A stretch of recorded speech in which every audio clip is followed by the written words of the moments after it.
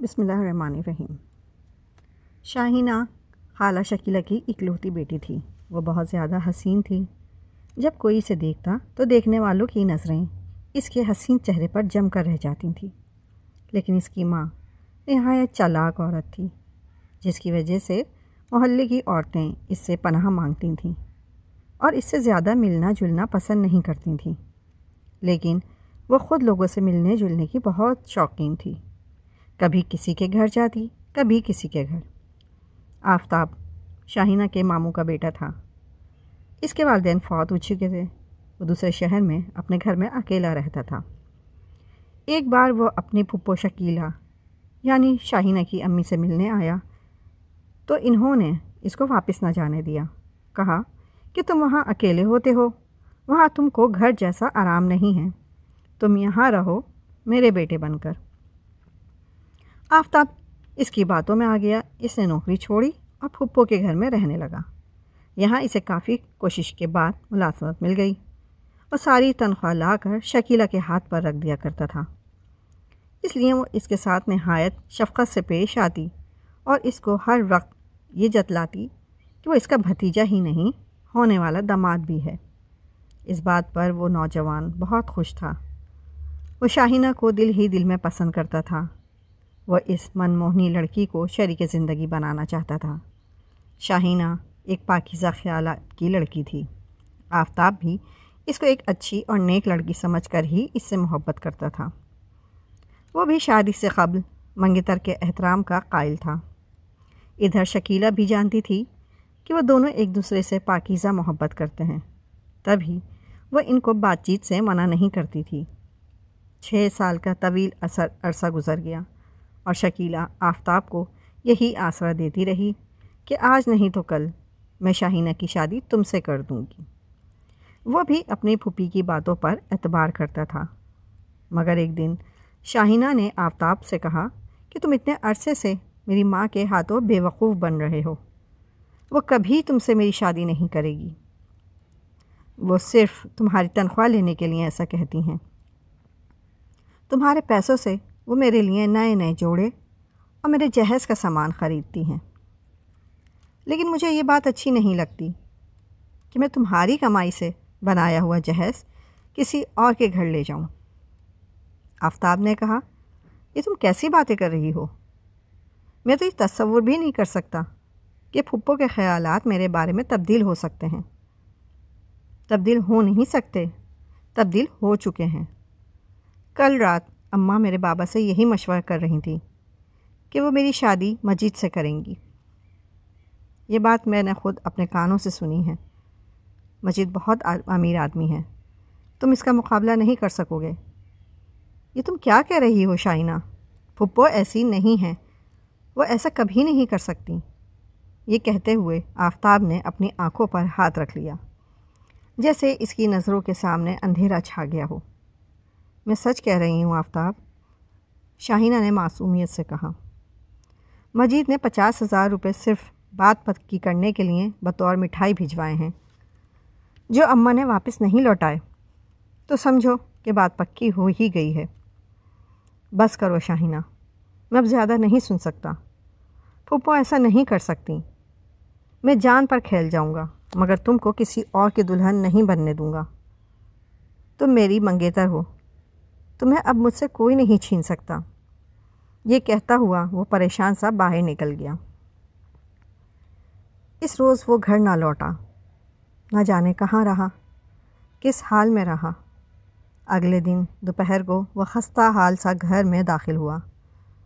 اس وقت شکیلہ کا شوہر ڈیوٹی پر گیا ہوا تھا۔ وہ اپنے کمرے میں لیٹی آرام کر رہی تھیں، جبکہ شاہینہ غسل خانے میں کپڑے دھو رہی تھی۔ آفتاب پھپھو کے پاس بیٹھ گیا اور پوچھنے لگا، پھپھو، کیا یہ سچ ہے کہ تم شاہینہ کی شادی مجید سے کر رہی ہو؟ وہ اٹھ کر بیٹھ گئیں اور بولی، ہاں تم نے ٹھیک سنا ہے، مگر کیوں؟ یہ کہہ کر وہ غصے میں اٹھ کھڑا ہوا۔ ہماری مرضی، شاہینہ ہماری بیٹی ہے، ہم جس سے چاہیں اس کی شادی کریں۔ مگر پھپھو، تم نے تو کہا تھا کہ اپنی بیٹی کی شادی مجھ سے کرو گی۔ ہاں وہ اس وقت کی بات تھی، لیکن شاہینہ تو بچپن سے میری منگیتر ہے، وہ مجھ سے محبت کرتی ہے، اور مجھ سے ہی شادی کرنا چاہتی ہے، اور آپ جانتی ہیں کہ میں بھی اس سے محبت کرتا ہوں، پھر آپ کس بات کی سزا مجھ کو دینا چاہتی ہیں؟ اپنی بکواس بند کرو۔ میری بیٹی کے بارے میں ایسے نازیبا الفاظ اب کبھی دوبارہ اپنے منہ سے مت نکالنا، ورنہ کھڑے کھڑے گھر سے نکال دوں گی۔ تمہارا نکاح تو نہیں ہوا اس کے ساتھ جو اس طرح حق جتلانے چلے آ گئے ہو؟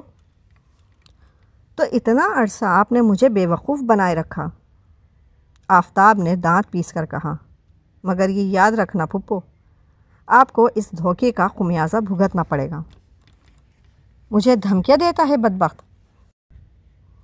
نکل جا ابھی میرے گھر سے، ورنہ پولیس میں رپورٹ لکھوا دوں گی۔ شکیلہ نے جوتا اٹھایا اور مارنے کو لگ گئی۔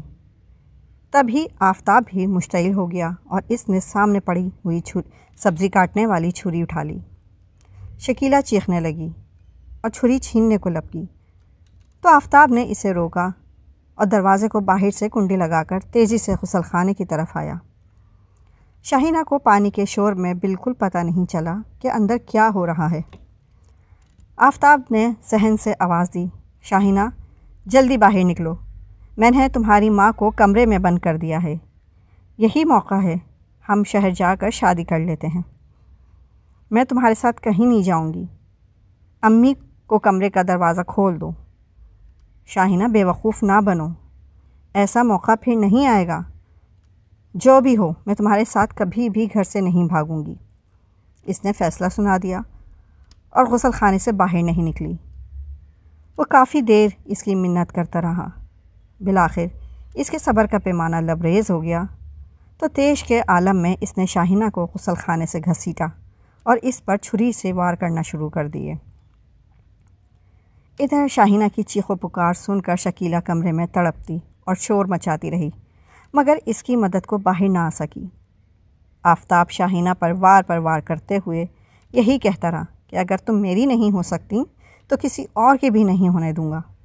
شاہینہ بری طرح لہو میں نہا چکی تھی، اس کے ہاتھوں پر بے شمار زخم آئے تھے، کیونکہ وہ ہر بار چھری کو پکڑنے کی کوشش کرتی تھی۔ پوسٹ مارٹم کے مطابق اس کے جسم پر 45 اور چہرے پر 15 زخم آئے تھے، ہتھیلیوں پر تو لاتعداد زخم تھے۔ واردات کے بعد آفتاب نے تھانے جا کر خود کو پیش کر دیا۔ 2 سال تک وہ سینٹرل جیل میں رہا، اس کو سزائے موت ہونا تھی۔ ایک دن اس کا دوست سعد اس سے ملاقات کو آیا۔ آفتاب نے بتایا کہ فلاں تاریخ کو مجھے پھانسی دی جائے گی، سعد تم اپنے ساتھ کسی کو لے آنا اور پھانسی کے بعد میری لاش وصول کر لینا، کیونکہ میرا اس دنیا میں کوئی نہیں ہے۔ پھانسی والے دن سعد چند دوستوں کو ساتھ لے آیا۔ ملاقات کے وقت آفتاب کا چہرہ مرجھایا ہوا تھا، اسے اپنے کیے پر شدید افسوس تھا۔ کہتا تھا جذبات میں آ کر ناحق اپنی حسین و جواں منگیتر کا خون کر ڈالا اور خود بھی جواں سالی میں پھانسی کے تختے کو اپنا مقدر بنا لیا۔ سعد نے اس سے تسلی کے بول کہے تو اس کی آنکھوں سے آنسو رواں ہو گئے۔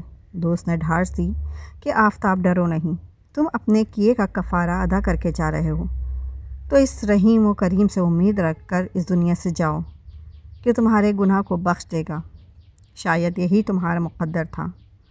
سعد بھی رو رہا تھا۔ ملاقات ختم ہو گئی۔ چند منٹ بعد سعد کا نام پکارا گیا۔ اس نے لاش وصول کی اور آفتاب کی وصیت کے مطابق کوشش کی کہ اسے شاہینہ کی قبر کے قریب کہیں دفنا دیا جائے، لیکن اس قبر میں کہیں جگہ نہ مل سکی تو دوسرے قبرستان میں اسے دفنا دیا گیا۔ یہ بھی شاید اللہ کی مرضی تھی کہ مرنے کے بعد بھی وہ شاہینہ سے دور ہی رہے۔ اگر آپ کو میری کہانی پسند آئی ہو تو میرے چینل کو لائک اور سبسکرائب ضرور کر دیجیے گا۔ شکریہ۔